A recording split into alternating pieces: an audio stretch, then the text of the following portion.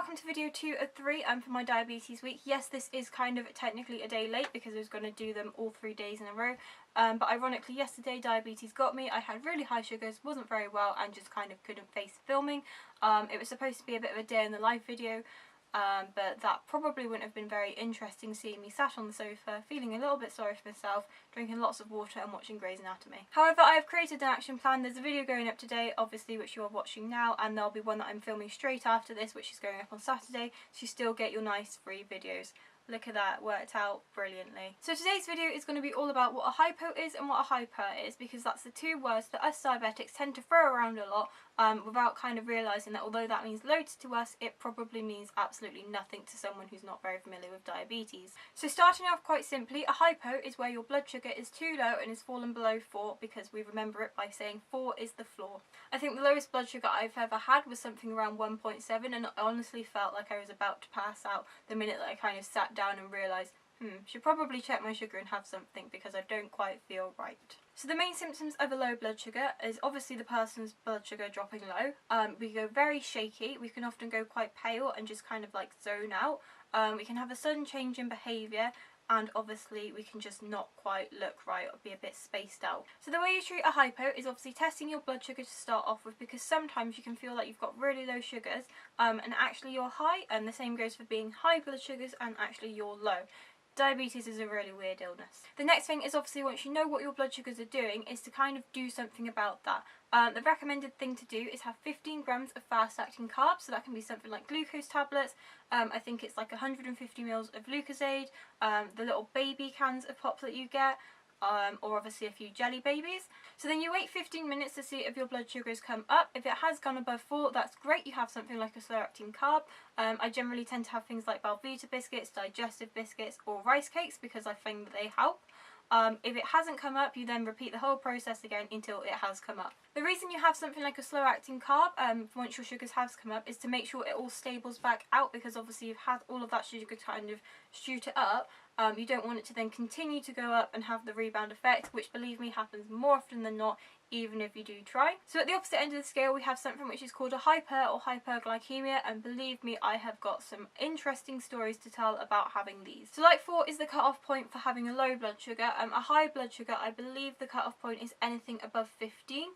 Is kind of classed as a hyper, which means you then have to keep a really close eye on what your blood sugars are doing, and frequently checking, drinking lots of water, and testing for ketones, which is done very classily on a pee stick. Believe me, it's not that fun. So a hyper happens when there isn't enough insulin that's going around the body to kind of deal with the carbs or the stress or anything else to do with hormones that might be happening, and that's its kind of reaction and survival method. So the symptoms for this are pretty much the same things as you would see as someone getting diagnosed with type 1 diabetes, aside thinner, because that's something that's more of a long-term thing if your sugars are running high for a really long period of time, which is pretty much what happened to me.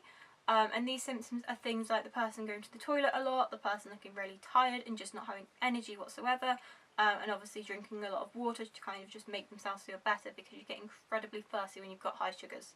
So if your high blood sugars are really bad, you can start to develop these things called ketones, which are really horrible. Basically it's where your body is kind of trying to burn any energy that you have, which is where with the diabetes diagnosis weight loss thing is where you start to lose weight, because your body's kind of burning any fat cells to kind of give itself some energy. This can actually be quite serious if it goes untreated for a very long time.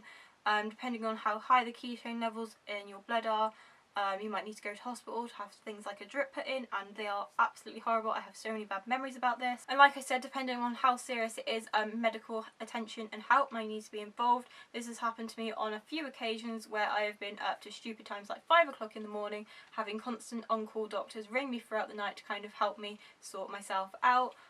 On one occasion I had out-of-hours doctors actually have to come to my house and do a full proper check over on me at 2 o'clock in the morning, which was not fun at all. So pretty much the basic way of treating a hyper is obviously checking your blood sugar a lot to kind of keep a really close eye on it, and see if it's coming down, because you don't want to just be randomly shooting yourself with insulin and then suddenly crash through the floor. So the most obvious one is obviously doing things like correction doses, be that with a meal, or obviously just giving yourself a little bit extra between meals to kind of steadily bring it down.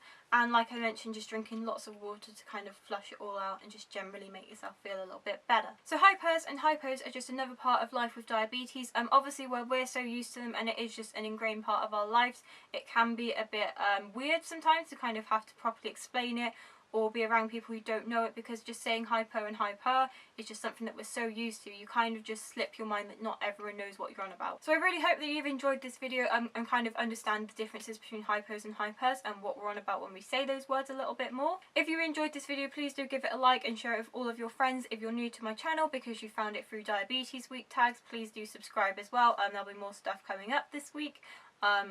By this week I mean tomorrow. And if you're new to my channel and haven't really watched too many of the videos I've done about diabetes, if I've organised myself, there'll be a playlist in the description with a link to all of the videos I've made about diabetes on my channel. So that's including the 4Ts thing, a few things about type 1 and cut, all of that kind of jazz. So please do go check that out.